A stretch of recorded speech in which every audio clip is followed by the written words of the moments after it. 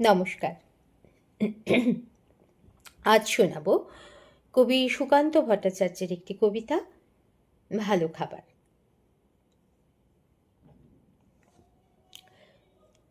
ধনপতি পাল তিনি জমিদার, মস্ত।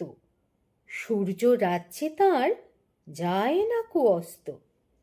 তার উপর ফুলে উঠে কারখানা, ব্যাংকে আয়তনে হারালেন মোটা কোলা ব্যাংকে। সবার হুজুর তিনি, সকলের কর্তা। হাজার সেলাম পান দিনে গড়পড়তা। সদাই পাহারা দেয় বাইরে সেপাই তাঁর। কাজ নেই তাই শুধু খাই খাই বাই তার। এটা খান সেটা খান সব লাগে বিদঘুটে। টান মেরে ফেলে দেন একটু খাবার খুঁটে। খাদ্যে অরুচি তার, সব লাগে তিক্ত।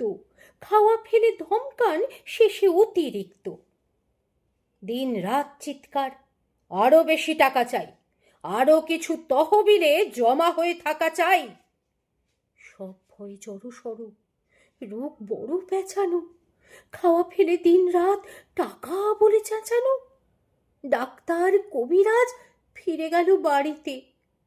চিন্তা পাকালো জট নায়েবের দাড়িতে।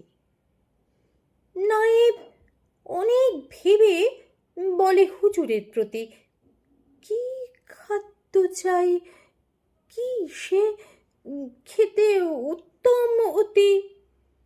নায়েবের অনুরোধে ধনপতি চারিদিক দেখে নিয়ে বার কয় হাসলেন, ফিক ফিক।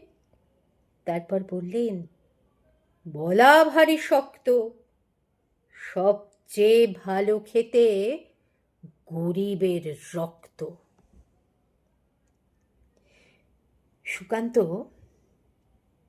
সেই সময় যা বলে গেছেন আজও তা কত প্রাসঙ্গিক, তাই না? সকলে ভালো থাকবেন। সকলকে জানাই ইংরেজি নববর্ষের অনেক শুভেচ্ছা, ভালোবাসা। ধন্যবাদ।